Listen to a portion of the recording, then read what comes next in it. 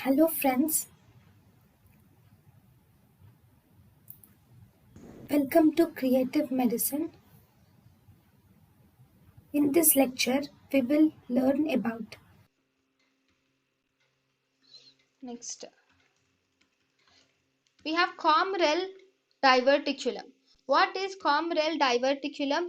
Here, actually, the aberrant right subclavian artery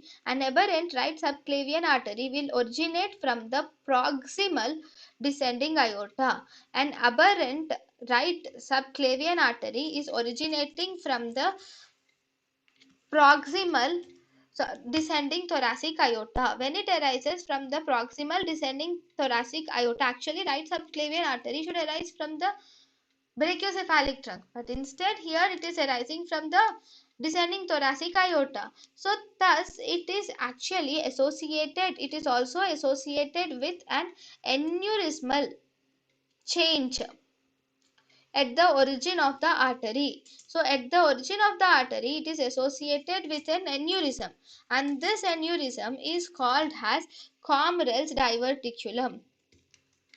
So, for example, if this is the arch of aorta and this is the descending aorta, so from here the right subclavian artery is arising. This is okay, but here at the site of arising, here you will see that there is an aneurysmal change occurs, which is called as Kommerell's diverticulum.